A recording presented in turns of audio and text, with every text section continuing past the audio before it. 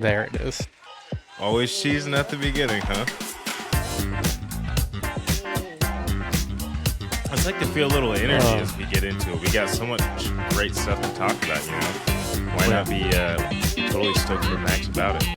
Ladies and gentlemen, if you're here, welcome to episode 5. That's right, number 5 of the Know Your Personnel podcast. My name's Nathan Hawthorne. I'm here with my co-host, Jarod McElroy. We are so excited for you to be here. Jarod, we've got a loaded episode. Tell us what we're going to break down today. We're doing an NFL-only episode today. I mean, we'll see at the end, but for the most part, we're going to be diving into a few things. Just some big news that kind of hit today that might shake up the NFL. Kind of a couple teams will have a few different looks at the quarterback position, and we'll talk about that. There's a few unrestricted free agents that also are hitting now that we're seeing some people get taken off the franchise tag list, and teams that have committed to not franchise tagging some of these players. And then we'll get into the combine a little bit. I have my own particular feelings about that we'll get into later. But yeah, we'll talk some draft, combine, bunch of NFL. Let's start with the big one. Kyler Murray announced they announced that Kyler Murray will be released next week. I'm going to start with one thing on that, and then I want you to give me your opinion on it. Okay, my position on this is I think everyone knew. We all knew that Kyler was going to get released if he didn't get traded, and I think this is their last-ditch effort to try and bait someone into trading for him, knowing that they can't release him until next week. So they're making it public to be like, hey, we're releasing him next week. If anybody wants to have a leg up over everybody else and not chance the free agency market and have him have to pick your team, come make us an offer. What do you think about, I would say that if it was the current staff. I shouldn't say the current staff, the old staff. If you still had Gannon and the old GM in there, that would totally make sense. But because it's a new crew, I genuinely think it's because they know that Kyler already doesn't want to be in Arizona. It doesn't matter who they hired. They could have hired his best friend, who also would have happened to be a great head coach. I'm not saying this person exists, but they could have hired his best friend, and he still wouldn't want to be in Arizona. He's just unhappy there. So I think what they are trying to do is not necessarily get ahead of it. They're just trying to see if somebody's going to take the bait. And I don't think anybody necessarily wants it. Otherwise, I think we would have seen more of that action last year when he wasn't playing. It's in the middle of the season, and maybe because he hasn't been playing, you can maybe get yourself a better deal. I don't think this is, them trying to offer like, hey, like get ahead of the game. I just think it's them trying to get people to take the bait. You know what I mean? Because he's not going to be very expensive. The Cardinals are going to have to shoulder the majority of his salary, I think, to the tune of somewhere north of $38 million, and you can sign him for the cheap. What do you think? Yeah, no, that's exactly what I was kind of alluding to. Is I feel like if you're the Cardinals at this point, he's gone, and now you have to eat a bunch of his contract. So it's like, what can we do to even try and maybe get someone to be like, hey, we'll do a 5th rounder for him, or 7th rounder at this point, to just eat the contract, get ahead of our competition and lock him in, because there's some desperate teams that are going to be going after him, like the Vikings at this point, that, they might be willing to pay. Vikings aren't really spending too much money anywhere else. So, I mean, if that's going to guarantee you Kyler Murray and not have to have him field offers from other teams like Miami and, I know the Cardinals will probably be, or not Cardinals, sorry, the Falcons will probably be in on him. A few different teams. Yeah, I mean, just locking probably the top prospect right now in terms of quarterback. Yeah. My struggle is I see teams that are kind of quarterback needy, or maybe don't have the right spot in the draft, so they can't go out and trade a bunch of picks to go get up there, right? But I see a lot of new head coaches that are like, do I want to risk my locker room with Kyler Murray? And unfortunately, and I don't know Kyler Murray personally, so I don't want this to come across as a slight or I know more than somebody does, because he's an incredible athlete, a great football player. If you are a new coach and you are trying to set a standard, are you willing to bring him in and deal with the potential off-the-field stuff to have him be your quarterback? Because outside of his first year and a half, he hasn't been superb. He's been great scrambling. We know that. At times he can play like an all-star quarterback, but then other times we just see some of the limitations due to his height and honestly what has sounded like his willingness or lack thereof to prepare for NFL football. And I think that kind of makes it tough. So you talk about who wants to get a jump on all these other teams and not have to have Kyler get fielded a bunch of offers. I don't know how many offers he's going to get. Like Justin Yeah. Fields, not saying they were in the same situation. We've seen better work from Kyler Murray, but kind of same situation. No one was chomping at the bit to bring Justin Fields in to be their starting quarterback. And I think that's the exciting part of the NFL free agency is it's just a giant game of chess. Everybody's trying to just call people's bluff and see who plays their hand first and who makes the desperate move. And it's a big game of chess. So yeah, at the end of the day, we could see nobody go after Kyler Murray.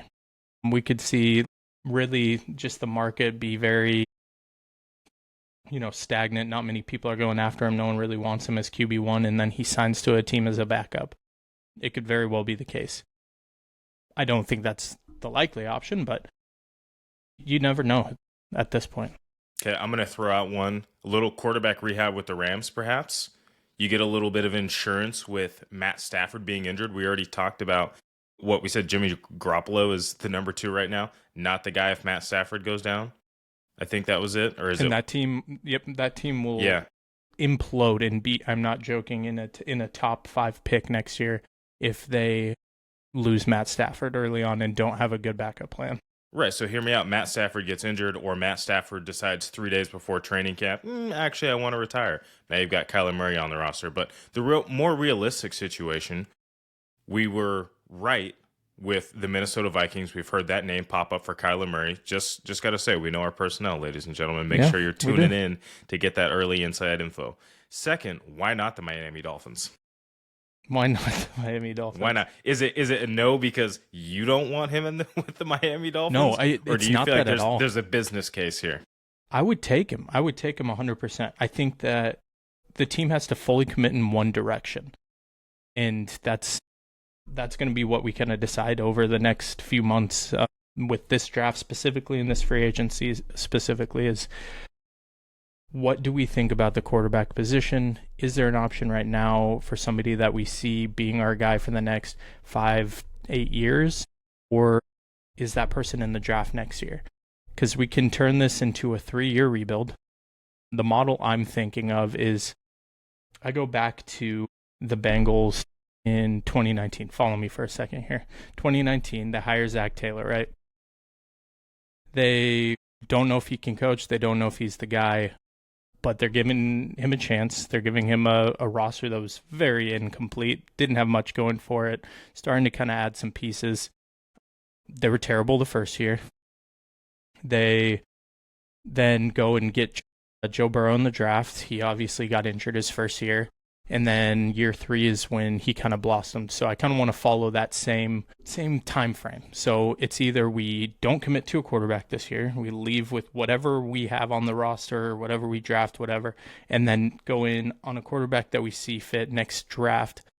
Or if we do go the route of Kyler Murray this year, it's got to be a quick rebuild. And that means going after other free agents that might be filling positions. That means drafting heavily for cornerbacks right now. We have nothing. Our secondary is depleted. We've lost all of our safeties. Minkah Fitzpatrick is on the trade block again. He doesn't even want to be here, and we just traded for him. Right. So, and we're paying him a bag. So getting rid of him would be great.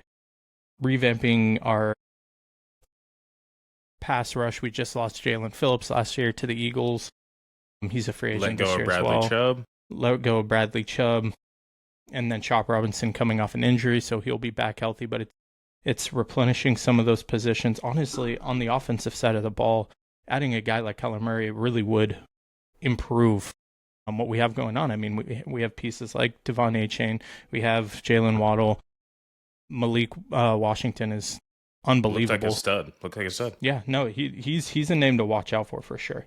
And he's a piece we'll continue to build off of. Isaiah Likely's been tied to us, so that's another like weapon. But it's like, what's the point of going and getting that if it's not going to be this like, okay, we're fully committed and bought in on going in on this. So I would rather the first option that I mentioned, but it's one direction or the other.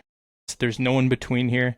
It's either we run out these young guys we see for the next 2 years if Halfley is at least a decent coach and shows some promise, or we lean into we're giving him a bunch of guys right now and we're going to go get it done. So we'll see. Just commit to one way. No more purgatory. No more running back the same thing. I'm done with that. Can't do that anymore. What I'm getting from this dissertation you just went on is that I need to draft Malik Washington in round 3 of my fantasy football draft. Is that what I'm hearing? Is that what I'm hearing? Okay, depending on who we get at quarterback. If we're running out Quinn Ewers, probably not. Hey, at least he'll let it fly. If we go get like an Anthony Richardson or somebody like that, that's like a low, like costs us nothing, but we know they're going to go throw it all over the damn place. Like, why not? No, like quite literally all over the damn place. Yeah, that guy is throwing less than 50% completion. If we go get Anthony Richardson, that means we are committing to losing. I don't know. Speaking of committing to losing, Daniel Jones. Daniel Jones signs not the franchise tag, but the transition tag. So they're paying him a little bit less, about $6 million less this year, with the Indianapolis Colts. Wow, Indianapolis Colts. To me, this feels like a losing, scared move. People are trying to spin this as confidence. Oh, like, we're going to work on a long-term deal. He just got injured, so we're going to give him 1 year to kind of prove that he can come back from this injury. No, he's not coming back from that injury. If you didn't want to pay him, like, I get it. You keep your guy in the locker room, continuity. Shane Steichen knows that this might be his last year if things don't go his way. But I just think that was a lame move. I think it was a lame move.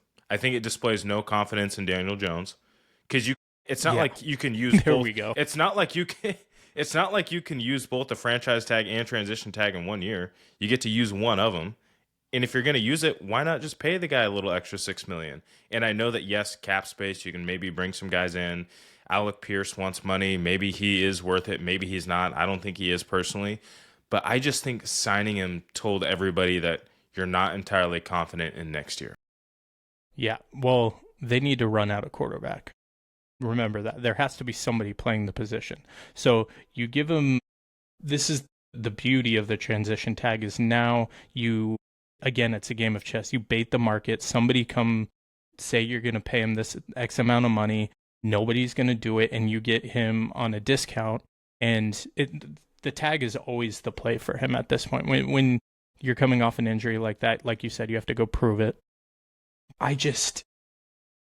He's probably not the guy. I'm comfortable saying that. Like, he looked really good last year. It is a tough injury to come back from. But worst case scenario, lower leg injuries are hard. You go lose a bunch of games, and you're in the midst of a draft that has a bunch of quarterback options. So there's really there's no losing situation other than a bad season of football. Like, yeah, and then you've got to restart everything. I don't think Shane Steichen stays around if there's another bad year of football. He can't keep getting sayonara. These there's 10 guys waiting for his job. Right, but that's what I'm saying. He's not the GM. Now you've got to redo. Now you've got to redo everything. So like by signing Daniel Jones, and I think committing to it, you got to redo 95%. Dog, that's 95%. You got to redo one position. I'm saying if you have a bad year with Daniel Jones and you throw in the towel, Shane Steichen will not be your head coach in 2027. Could be. Zach Taylor's still coaching. Well, he has Joseph Burrow, and he got blessed with Jamar Chase because Joseph said, hey, go sign my guy. And if you don't sign him, I'm not going to play. Zach said, okay. I hear what you're saying. And that's why he's hanging around. You know what I mean? I hear what you're saying. It's not a safe place if you are Shane Steichen right now, because you had the issues with Phillip Rivers when you first got there. You tried and you swung and you missed on Anthony Richardson. You brought in Daniel Jones, and this has backfired. Not by your doing, right? This is extremely unlucky, but you brought in Daniel Jones. That doesn't, like, you're out of lives. to pull this thing together. And not to say that he can't be a great head coach again in a couple years, maybe go on a little 2-year coordinator restitution and then come back as a head coach in a couple years. Maybe that's the case, but time's up in Indianapolis if it doesn't work with Danny J this year. All right. Bookmark it. Bookmark it, tweet it, or exit? I don't know. No, we still say tweet. We say. What do you think about the David Montgomery trade? I think it's really smart for both teams. I think both the Lions and the Texans recognize what they're doing. One, the Lions decided we're committing to Jahmyr Gibbs. In 2 years, right now Montgomery's only he's only being paid $5.5 million. Next year I think it's a little over $7 million. So that's not that bad. But he's going to want more money because of his performance playing next to Jahmyr Gibbs, right? And you're not going to want to pay that. So what do? You offload him a year early with 2 years left on his contract. Houston looks at this and says, okay, I can get a high-quality running back. Running back health and consistency has been a problem for the last several years on this team. Woody Marks in and out of injury last year. Took a flyer on Nick Chubb, hoping he was going to come back a little bit healthier. And then Joe Mixon, I can't figure out what exactly was going on with his health last year, but it wasn't great. You still have those 3 guys on the roster. Now you bring in David Montgomery. It's who do you want to pair him with and who do you move on from? So I think the Lions get out of paying David Montgomery, and they did it a year early before those awkward conversations of, well, how much are you going to pay me? And then that breakup is even more embarrassing. And then Houston basically gets a 2-year rental with David Montgomery to kind of stabilize that offense and that inconsistent run game. I think it was a great move for everybody. Yeah, I think this also, and I don't know if they're actually going to go this route in the draft, but I think this gives them the opportunity to finally go young at the running back position, knowing that he's handcuffed to somebody who's going to be stable for them. They traditionally, like you said, going after Chubb, Mixon, these are a bunch of, and now Montgomery, they're a bunch of guys who've kind of been around, and we know that the life expectancy of a running back in the NFL at this point is quite low. You're in like 4-year primes at most. So maybe they go young, go running back in the draft in the 2nd, 3rd round, because there's some good options out there. Yeah, I don't mind the trade. It's like you said, in the Lions, it always made sense. Clearly, they're trying to, one, get rid of money that they can get rid of, however much it is. That way they can go allocate that for other positions. And then at the same time, it kind of feels like they're really trying to move on from this Ben Johnson lingering feeling in the building. I mean, you see what he does with running backs. He loves this two-headed monster approach like he's doing right now with Swift and Monangai. And for them, it just kind of gives them an opportunity to kind of move on and move into a new era. But speaking of running backs, Brees gets the franchise tag. Brees Hall over in New York, and they're talking extensions. I don't know. I don't know what the Jets got going on, but I think I can make some sense of it. Let me hear what you have to say first, so then we'll see if we're on the same page. If you don't want to pay the guy, you're not going to pay the guy. If you haven't decided already that Brees Hall is going to get one of those upper echelon, maybe not quite Saquon Barkley money, but you're going to get him some up there Saquon Barkley money. If you haven't made that decision already, you're not going to make that decision in a year. And all you're going to do is force him to play a year. You're going to give him high volume, a crazy amount of touches. He's going to be extremely productive. He's going to scream for even more money. And then you're going to look at him and say, yeah, into your rookie deal. Do you remember what happened to Ezekiel Elliott when he had all that high volume and then they paid him and then it didn't pan out? Like, we're just a little bit nervous, like, I don't know. And you already had that Achilles. All these excuses that they're already using now to try and shortchange him on the money, they're going to use next year with even more validity after a year of a ton of volume, because they're going to have to use him a ton next year because they don't have anybody else outside of my boy Garrett Wilson, all due respect to the rest of the roster. So if you're not paying him now, you ain't going to pay him next year. So the best thing to do is, if he officially signs, I'm not sure if he's officially signed that. Yeah, look to move on from him and get something out of it. Yeah. I don't know about this one. I'm right there with you. It doesn't make much sense for either party. For Brees, it's time to move on. Your years are dwindling. Go win some football games somewhere if that's actually something that matters to you. But then on the flip side, I thought about it a little more. The Jets' offensive line is really shaping up. They've went tackle the last two drafts, and they seem to be working out. They have a couple pieces in the middle that they can probably go get. But they have 3 first-round picks next year. They have 2 this year, and I'll talk about them a little bit more later. I have some opinions on the Jets are not in a bad position, but what they are missing are pieces that will be able to stick around and matter over the next 2 or 3 years. You mentioned Garrett Wilson, like he's worth having. He's a weapon worth having. And same with Brees, but you need pieces that also have value if you do look to trade them for other assets that can then revamp this rebuild like quicker than you initially anticipated. You don't want to draw this out over the next 5 years, especially if you plan on drafting a quarterback this year, maybe with Simpson, probably next year. So there has to be somebody in the building. If you take away Brees, take away Garrett Wilson, name another person worthy of naming on the Jets. I do not know my personnel. Exactly. On the Jets. No, you know your person. No, that's exactly what I'm saying. There's no one there. Point. So you got to have somebody. You got to have somebody. One, to sell tickets. They need money. I mean, they're still a business at the end of the day, but yeah. No, I think they got some options. Don't mind Bruce. What are the Jets picking this year? Mid? Yeah. They're second and 16. Second and 16. Yeah, you can do a lot with that. You can do a lot with that. I don't hate Garrett Nussmeier at number 2. Hey, listen. Hey, if you'd like, we can get into the trade up, trade down segment right now. Let's talk a little trade up, trade down. This is, purely hypothetical. Some scenarios here likely, other ones not likely, but let's break it down. What do you got? Who needs to trade up? I'm going to do a trade back to start with the Jets because we're talking about them. Okay. Yeah. Okay. Who at the second pick transforms the Jets? And trust me when I say Arvell Reese is going to be an incredible player in the NFL. I think him, I think Bailey, I think Caleb Downs, I think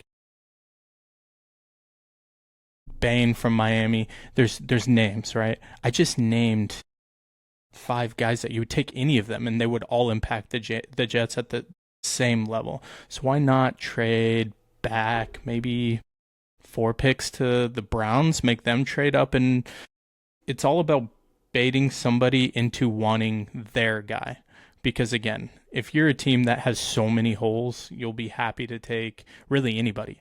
You'll take any of those names and they're going to fit in. Best guy available. They need to turn this into value elsewhere. I think somebody trading back to somebody like the Browns at 5 or 6, I forget which one they have right now. 6.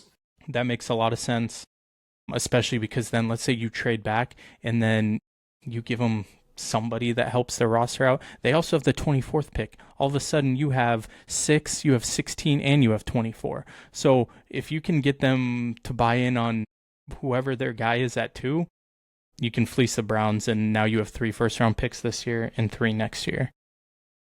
Another idea I had for the Jets was maybe a trade package with the Raiders for next year. Hear me out, okay? Listening. Raiders get Garrett Wilson and pick 33. So the Jets will have pick 33 this year in the second round. So they'll get Garrett Wilson in the second. And the Jets get their first next year and the 36. So basically they're trading up 3 spots in the second round and get Garrett Wilson, and the Jets walk away with a first next year and then basically the same second round pick this year. So it's basically an idea to get so the Raiders now have a big name target for Mendoza. The Jets now have 4 first-round picks next year, and they still have their 2 this year. So now, next year, let's say the Raiders thing doesn't work out. Mendoza has a not-so-good first year. Kubiak's still finding his footing. You might have a chance to have your pick of the litter at quarterback because they're probably going to tank and get the first pick. And then maybe you go get Jeremiah Smith also to pair with them. And now you have Garrett Wilson, Jeremiah Smith, and you're in a quick rebuild. The Jets are back all of a sudden. Didn't you just say that you were moving on from Garrett Wilson? You were giving him away? Yes, sorry, yes. Giving away Garrett Wilson. I meant Breece Hall. So you have your quarterback, running back, and wide receiver 1 all of a sudden. Also, you have all these first-round picks this year. Go get another receiver. There's tons of them. We like a lot of them. This is a really high-quality receiver draft.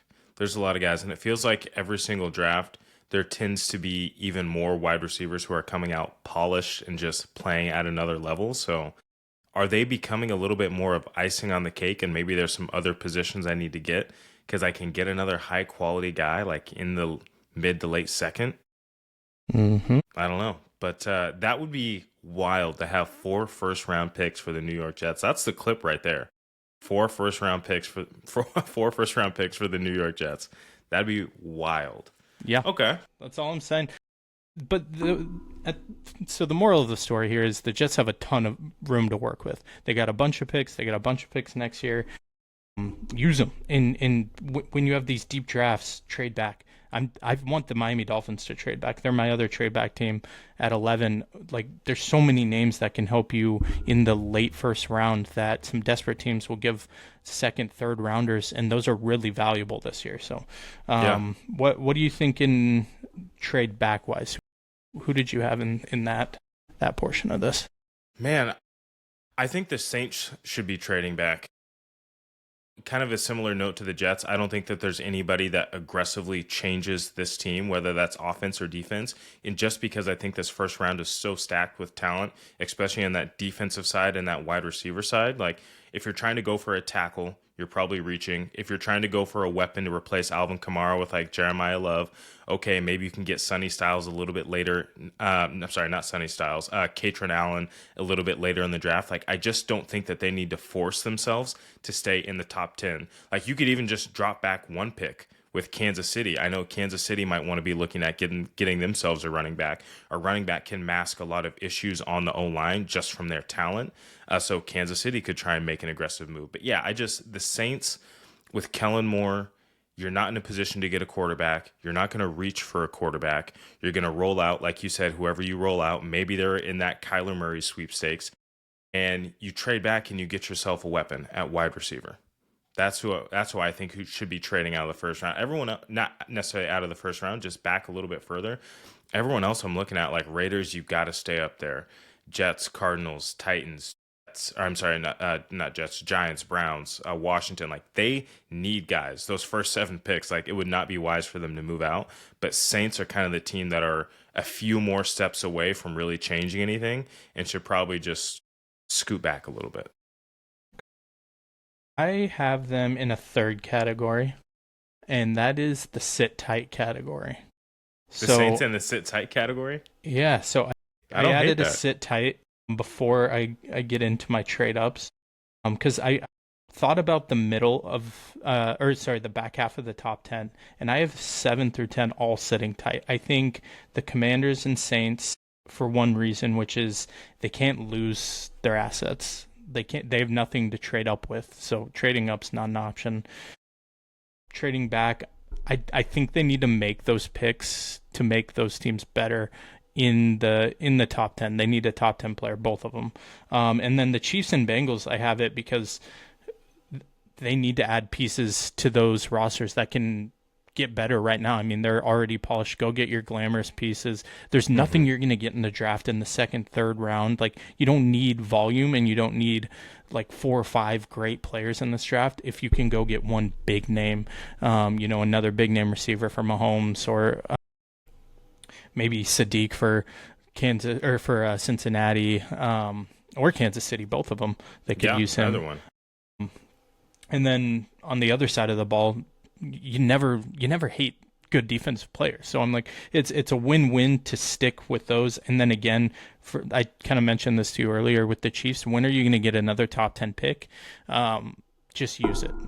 So they're my sit tight. On the flip side of that, I can respect that. On the flip side of that, there's the trade up, and that's where I have the Cowboys. I think they need to get their defensive identity back, and they have a clear problem. They've lost their defensive identity over the last few years of getting after the quarterback, having a solid secondary. But I think they need to go get one of these names that's Bain, Bailey, Styles, any of them. Styles, his draft stock's kind of rising, but he was kind of already projected toward the back half of the top 10. So maybe slotting in somewhere around there. Let me hear what you have to say about the Cowboys before I mention my second team. No, I was going to say the same thing. I think that they, in the minimum, need to get inside the top 8, which would mean bumping down a team that you said sit tight, the Saints, who I kind of have them paired with. But yeah, bumping back and seeing who falls, whether that's Arville Reese, probably not David Bailey, but Sonny Styles, and get yourself somebody who's going to be physical on the defensive line. Since DeMarcus Ware, right, you've had DeMarcus Lawrence. Dexter Lawrence? DeMarcus Lawrence. And then you had Micah Parsons. You had a great run of these edge rushers, guys who were, again, like you said, the tone setters. Micah Parsons is gone. Lawrence is old. You've got to build somebody on that front end. And I see a lot of people talking about potentially trading up to get Thieneman from the University of Oregon. I like that pick, but my problem is if your front four isn't right, it doesn't matter how good your back end is. If you have problems getting to the quarterback, it doesn't matter how great you are covering if the quarterback has an extra second and a half to throw. You need somebody who on an individual level can either A, take over the game, or at least B, within a quarter, make a play that will just change the course of the game. And to do that, they need somebody on the edge in the D-line. Yep. And that division is looking to be opening up. They've been dominated by the Eagles the last couple of years, and the Commanders are clearly coming onto the scene. Giants, we don't really know what they have going on at this point, so it's now or never kind of for the Cowboys. Yeah, that's the name of the game. You get their quarterback and you keep yours safe. Yeah. Right now, you've already got your guy. You've got Dak Prescott. You've signed the dotted line for basically the lifetime contract. So go start trying to get theirs. Get you some help on that defensive side. Mm-hmm. I have the second team that should trade up as the Vikings, and the main reason is because I already hear Addison's name on the market. Why not use him for a pick swap? So maybe you're going up, 10 spots, whatever it is, or even just outside of the top 10, they need one of these guaranteed lockdown corners. I know there's a lot of good corners in this draft, but the Vikings need a solid name, and it needs to be Mansour Delane or it needs to be Jermod McCoy. I don't know which one of the two you like better, but go get one of them. And I want the Dolphins to get one of them, but if they're going to trade up to 11 and get them, because they're probably both going to fall outside of the top 10, I'll make that trade with them. Give us Addison if you want. We can do this quick rebuild. Now I'm bought into your Kyler plan all of a sudden. But whoever they trade up for, I think they need to go get one of those guys and lock it in rather than hope one of them fall to 18. And you're saying on the defensive side, even though wide receiver, if you get rid of Addison, now you're looking at just Justin Jefferson essentially, who hasn't necessarily been happy in Minnesota. I'm not saying I hate the defensive route because you've pretty much got one more year of Brian Flores, who's a great defensive coordinator. Give him as much support as you can, have a great defense, and maybe be like the Broncos have the last couple of years. Great defense, quarterback just kind of figuring things out. Maybe that's the thought process there. It's hard because why go get a receiver? You have to even it out somehow, right? Jettis is one of those guys. He's going to be open no matter what, and there's opportunity to go get a lot of potential, or a lot of guys who have potential to then fill around him, and all of a sudden they have a good season here or there. Of course, they still need to figure out the quarterback position, but they're clearly not going draft for that. So focus on another area. They've been incredibly weak in the secondary for a couple years now. They were looking really good, obviously, when they had, Patrick Peterson, they had Harrison Smith when he was in his prime. I mean, you can keep going on and on. Xavier Rhodes, Captain Amika Nukamura. What's his name? Who just went to the Colts. I can't think of his name right now. Safety. Anyways, yes, they need to beef that secondary up, and that's the only way I see them doing it. At least go get one young guy in the draft, and then maybe a free agent as well. That's fair. It's going to be a very interesting draft. Just there's so many teams that can benefit from all of these guys. When you have a deep draft like this, and so many of them are measuring in great at the combine, they look great. They all have a good head on their shoulders. There's so many names this year that are really exciting for a lot of teams. So you don't know how valuable your pick is at any given moment to another team. I mean, I could see the best defensive tackle in this draft probably falling that late. I don't see many teams that are going to be going tackle. So, yeah, they might need to, or they might not. We don't know, and we probably won't know until draft day. Yeah, we'll see. Speaking of the combine, who do you got for combine winners and losers this week? We had a pretty interesting time, huh? Watching some of these guys. I think the biggest winner is not a player. It's a school. And it is the University of Oregon. I think they come out the biggest winners out of this draft. Number one, Ohio State. Ohio State, you already knew the guys who were showing up. There's no question about Styles and Downs. And, I can't remember the other cat, what I'm spacing right now. But you knew that they were going to show up. Kenyon Sadiq shows up from the University of Oregon. Everybody had a good idea of who he was. Absolutely showed out. Looked stellar. Looked smooth. He's big. He's physical. Is he as tall as you want him? Maybe not. But he is an absolute gadget. You've had Thieneman, one of the safeties for the University of Oregon, Tosh Lapoy, moving him all over the place. He's got tons of experience. He shows out and runs a sub 4.4. That's incredible for a safety. And he's physical. He's big. He's got range. Bryce Betcher looked great. Noah Whittington, a guy who'd been coming in and out of injury, he looked great. Offensive tackle Isaiah World. Like, you talk about guys who all moved up. Malik Benson, a wide receiver. All of these guys, everyone watched and said, wow, like, why are they not higher on our boards? So I think the University of Oregon, in and of itself, as a homer, the University of Oregon certainly had a draft win, you could say. I hate to admit I'm sorry, not a draft win, a combine win. I have in my notes, it literally just says the Oregon boys.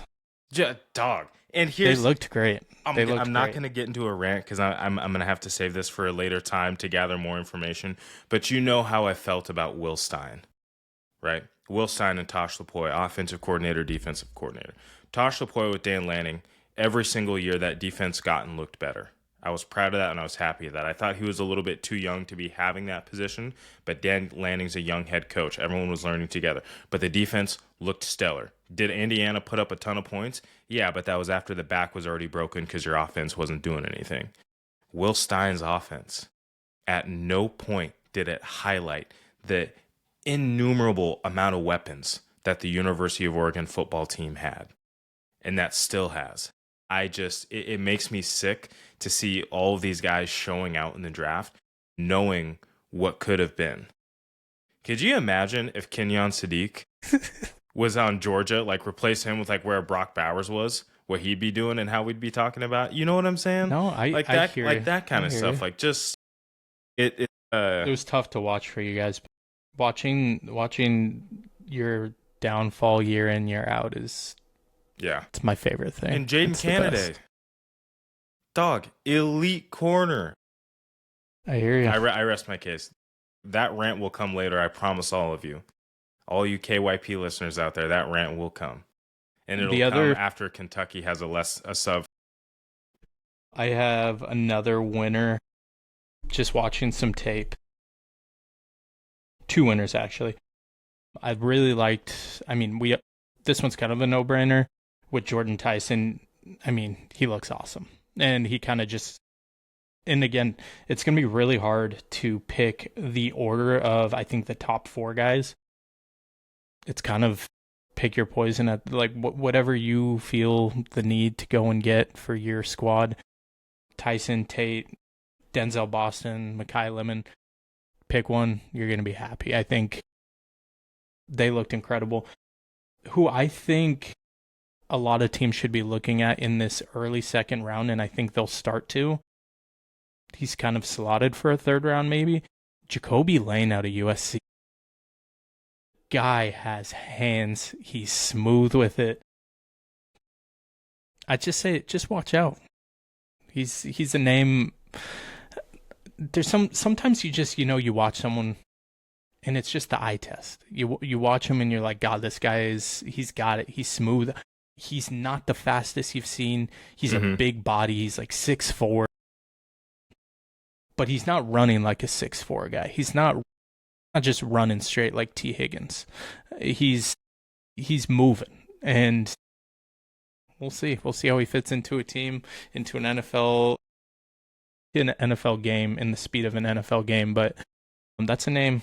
I wouldn't be mad if my team drafted him. I want to talk about two names real quick.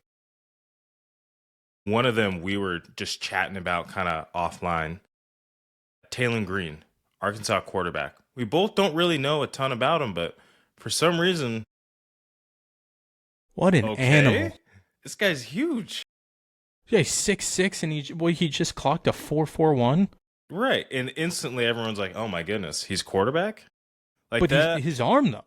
He's got a gun. Like he's got a gun. He's whipping it around. Not very accurate, but there's something there. I mean, at what point do you look at somebody as having like the Josh Allen accuracy or the Josh Allen arm strength with it's just like a lot of body. It's not necessarily efficient with your arm throwing talent and ability, but as soon as they kind of lock those mechanics in, but we also said something similar about Anthony Richardson, where you're hoping that you can kind of contain and harness. And I got to watch some more tape on this man, but that name jumped out after we were texting, and I was like, oh my goodness, this guy's for real. Here's one thing I'll say about that, though, is that's the beauty of this draft, is all of those names that we're talking about, the Aller, the Taylon Green, the Nussmeier, they're all going to be third, fourth, fifth, sixth round picks. So you don't have that we drafted Anthony Richardson really high and now he's a bust and we look like idiots. You have a failsafe of, it's just a late round quarterback, take a chance, and if he pans out, you're a genius. There's really no skin in the game. So, man, if he's on the board, you have a late round pick, why not? Yeah, why not take a flyer? And they say three quarterback spots. You get 3 spots on the roster. They say you should draft a quarterback probably, every year. If anything, every other year at worst. It doesn't matter if you have the guy or not. Just have somebody so you make sure you have a quality backup. Get a guy who's nice and seasoned, because the NFL is a what have you done for me lately league. We've talked about that before. So why not have somebody ready? And then the next name, Danny Dennis Sutton. He's the edge from Penn State. He was kind of supposed to be a little bit more of the second coming of Micah Parsons in terms of that Penn State pedigree of defensive line. I don't think his productivity was great this year at Penn State. Granted, the whole fiasco with Aller's injury and James Franklin being walked out the door kind of made some things difficult for him, but he looked amazing. And I didn't realize he was that rangy. He had a sub 7.3 cone drill. So you're not looking at a guy who's just, athletic. You're looking at a guy who's got shiftiness. He's not just a big physical presence that can run fast. Like, he can dip that shoulder. He's got that ankle flexion to get underneath the pads, getting skinny. Ankle flexion. I didn't know you were going to bring that out today. You got to have the angles. You got to rip that shoulder by. Get under. Okay. So I think he's the guy that you can watch out for. Maybe not as like a, oh my goodness, this guy's a game changer, but you'll talk about him having high levels of productivity, I think, in the NFL.